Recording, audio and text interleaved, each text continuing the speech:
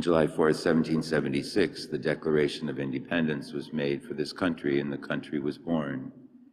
And in that declaration, it said that we are all created equal, and that every person has the right to life, to liberty, and the pursuit of happiness. And it doesn't just end there. In the conclusion of the Declaration, it says that we depend upon God for all things. Without God, there can be no freedom, there can be no liberty. Those words are written in the Jefferson Memorial Monument, that we depend upon God for all things. Without God, a country will fail. With God, it will prosper. And today we're here to pray because we believe those truths. And we're here to pray because some of those things are certainly threatened in our time. The newly conceived child in the womb is threatened by abortion. The person who is elderly and can't even speak for themselves is threatened by euthanasia. We see that our religious liberty is threatened when people want to take it away from us and force us to do things contrary to our religious conscience. All these things exist in our country now, and they're difficult. There's hope on the horizon, because we see in so many places, if we look far enough, that there are millions of people who hold the same values that we do and who want to see these things changed in our country.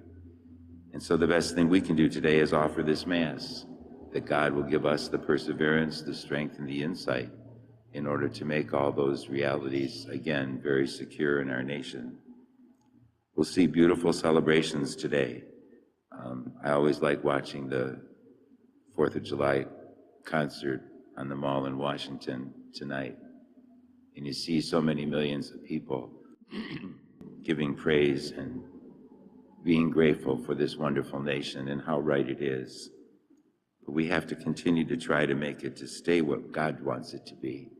And we do that by prayer and by our own efforts. And so today we thank God for the good that's being done. We thank Him for all the blessings we've received. As in the scriptures, He says to us today, everything that we've been given is a gift, and that we are supposed to be cheerful givers to others. And what He's saying is that we must love our enemies and do good to those who persecute us.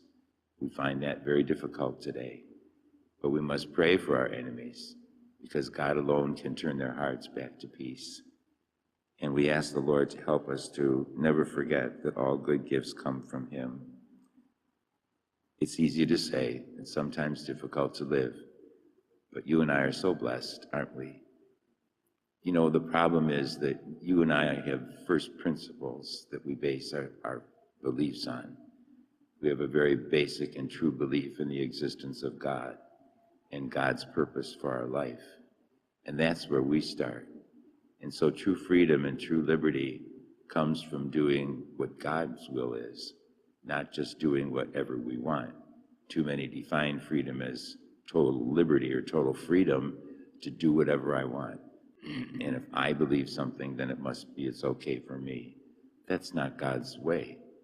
We need to look to the wisdom of God to understand the truth.